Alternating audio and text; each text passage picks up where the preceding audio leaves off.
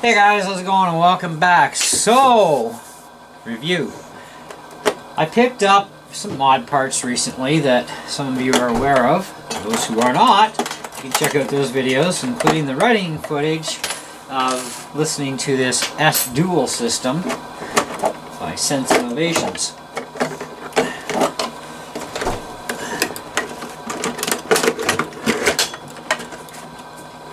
Alright, off with the body. So, this is the little unit here. It's got twin speakers, your volume control. You push one of the buttons, you can change between two different sounds, because it can only hold two sounds at a time in memory. Why, I don't know, but it'd be nice if it could hold, like, you know, 4 or 5. It has, they say, about 20 watts of power or so. I don't know about 20 watts, but it is flippin' loud. The volume control goes to 8. I have it set on 4, and yeah, it's pretty freaking loud, let me tell you. Anyways, the sound quality though is really good no matter what volume level it's at, and the sound gets amplified that much more, of course, when the body's on, because the body acts like another big speaker box, right? And it kind of gives you a little bit more bass response, etc. Out of the sound, so it does make for very cool sound, and you don't have to listen to your truck, which is very nice. If you guys go back in my channel to when I got my first sound kit, it was one from Bang Good, and it was just a cheap, you know, I think it was about 40 or 50 bucks at the time. Had 2 speakers, had its good points to it. It was good, great for a starter. Thought that I would be happy with that, and that would be just dandy, but eventually that system did die on me, which kind of really sucked, but it happens. But then I saw the S1 system come out, and I was like, man, I really would love to have that. And at the time, it's like a little out of my reach financially. And so it was good to wait, though, because this one is a lot more compact and comes with different mounting bracket options for the SCX-10, the SCX-10 II, the Wraith, as well as the TRX-4 specifically. And it just has a bracket specific to the truck, goes on the back, and you can adjust the screws, tighten them up to make sure it's snug, it's not going to move anywhere. Better than holding stuff in with zip ties, that's for sure. Anyways, you can slide it up a little higher if you want, or a little lower. I've got it set about ½ an inch above the battery clip. And I think I might actually flip the unit around, because one of the hassles I find is running into all the bloody wires here. That is a bit of a drag in that sense, because you got to move all this stuff around. So if I have the wires flipped around the other way, it wouldn't be so bad. So I'm thinking I'm definitely going to end up flipping this thing around. The other thing is, you know, you can catch wires.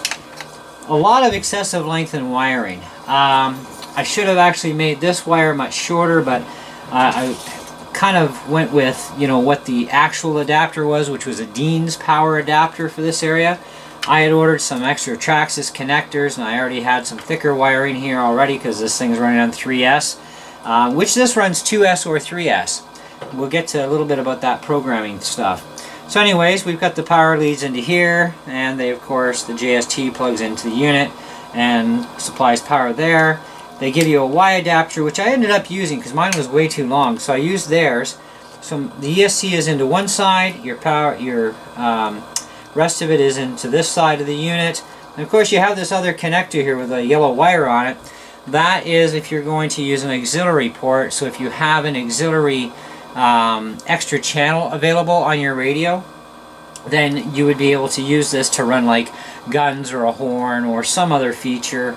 You know, that sort of thing. I think I can still wire this somehow to make use of that in some way or another. I just haven't figured it out yet, but give me time. So anyways, yeah, so not too shabby of a unit. It works great, it's compact, sound quality is really good. It was about $89, call it $90, and a couple of dollars for shipping, which was minor. Bang Good doesn't have a whole lot of free shipping stuff anymore. They still got some, but at least what their shipping charges are is anywhere from 10 cents to basically, you know, a few bucks. You know, and if you want faster shipping, you could pay more money and get even faster. but it was only like a couple of dollars for shipping, and that was for 5 to 15 business days, which starts at the time that it's processed and they say it's shipped, right? So you get your email saying, oh, your item has been shipped, and so you count 5 to 15 business days, and it actually showed up rather quickly. I'll hand it to Banggood. When it comes to their 5 to 15 day shipping time period, it is pretty quick. The last number of parcels I got from them came in rather fast, so very happy with the faster shipping, so I don't mind paying a few dollars for shipping to get my stuff even quicker. Anyways, there won't be any review on the TRX4 until I get it out on the trails, but so far I'm pretty darn impressed with this thing. I can say that much. But anyway, so the S Dual, definitely worth the money in my opinion. They talk about it in a couple videos where the unit can get hot. Why, I don't know, but it actually does. You know, maybe it's because of the high output amp in it and it's really working hard. Who knows? But it does get a little on the warm side, even after like even 10 minutes of running. So, but nothing's melted down or lit on fire. So, but apparently it's a known characteristic with the S Dual systems, and I haven't heard of anybody blowing them up yet from the heat. So, who knows? But anywho, if you want a star rating on this, I definitely would have to give this thing an easy 4.5 out of 5. If anything ever happened to this unit, yes, I would definitely buy another one. In fact, I'm going to be buying another machine eventually. I'm thinking about an SCX10 II. I'm not quite sure yet. Won't be another TX4 though. But if I do get another crawler / trail truck, I will definitely get a unit for it as well. So, yeah, worth the money. 4.5 out of 5 for the star rating. Definitely a great unit. Easy to wire up. Now, programming. You do have to calibrate your receiver to this unit, or ESC calibration they call it. It's actually your receiver, I think, that you're actually calibrating. It's for your throttle response, right? So it responds properly. A little teeny weeny pinch on the trigger is all you need to pull it in the forward mode, so pulling your trigger back toward you. And it starts the engine up, and voila, and it's cool. Now it does have programming in it to customize the sounds even further, so you can actually tweak the built-in sound, or the sound that you want to download. You can tweak those sounds, but you can also tweak the idle time before shutoff. From what I understand from the programming, I haven't really dove that much into it yet. But I do find it's around 10 seconds right now, that if you have no movement, the engine just shuts down. So it's kind of like, well, that's kind of sucky. We need longer idle time here, because what if we're in the middle of a, crawl and we got to stop and think about stuff, and we're trying to cut a video. We don't want that shutting down on us, right? So I'm going to have to program some stuff in here yet. But downloading and installing files and swapping the defaults is very simple and easy, and a push of a button and you can swap between the two, no problem. If you're into the program, the computer, there's a little USB adapter they give you, and you just unplug your 3-wire connector from your Y adapter for the unit, plug it straight in. You do not need to have battery power going to the unit when you program it. It will be all done internally. So you're all good to go. Now, because of short wires and stuff, I would recommend a USB extension cable like I use, and then plug the dongle into that, and then you'll have lots of room, because this is a very short wire even coming off of the box. So, get it to your laptop or your PC.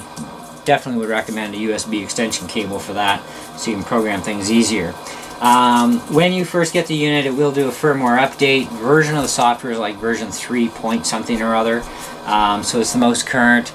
All your sounds are now free download for whether it's the S1 or the S Dual. We have 100%, so there's no more having to log in, there's no more having to pay for sounds, because I used to give you so many things for free and then you'd have to pay. No more. You don't have to pay anymore, which is good, because a lot of us brought up the same complaint. Even I complained about it, and I didn't even own it at the time. But the fact that, you spend all this money on the unit, the sound should be free. You know, like really, you shouldn't have to keep pay. That's wrong. You know, you pay enough for the unit as it is.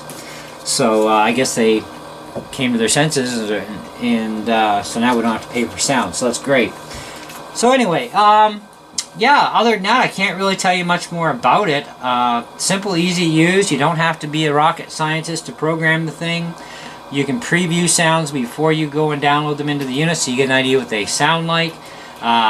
You know. Now, there is some negativity here, of course. Nothing is perfect. One of my little gripes is on the TRX4. I don't know if it's going to happen on all the bodies, but it might.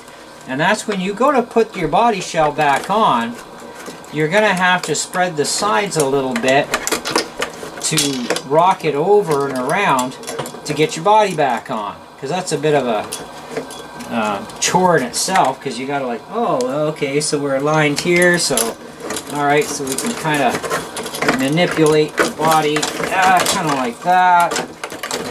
Alright, so that's over top. And now we're snapped back into place. You're not disturbing anything or hurting any wiring, which is good when you do that, okay? And you're not hurting the body shell, but there's a little spread. It's about 1/4 of an inch too wide. If they made the unit 1/4 of an inch narrower, it would be absolutely perfect. It'd be smooth on, smooth off with your body shell. You know, so that is about the only gripe I really have as far as the TRX4 goes. I don't have the other vehicles that it supports to tell you how that's going to work, but definitely on the TRX4, on the tactical version for sure. And like I said, likely for the others, because I think the other bodies all have the same cross brace here at the back fenders. You know, and if they do, well, then you're going to have that little bit of a thing, but it's nothing to worry about, and it's not really a major downer to the unit. I mean, they did make the thing pretty compact, and you know, and it's not that much of a spread that you got to wiggle around and over, but you know, I think it is a bit. They do need to make this unit a revised version that's about 1/4 of an inch narrower as far as the lengthwise goes this way, or width, okay? And I think it would be absolutely perfect at that point as far as what you can believe as being perfect, because that would push it up to like 4 3/4 out of 5 in my books.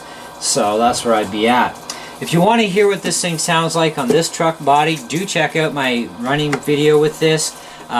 It's a Traxxas Tactical TRX4 with the S Dual and POV bash. Okay, check my channel. It's a recent video. This is the camera I actually use for doing point of view, or FPV as you call it. Some people call it FPV.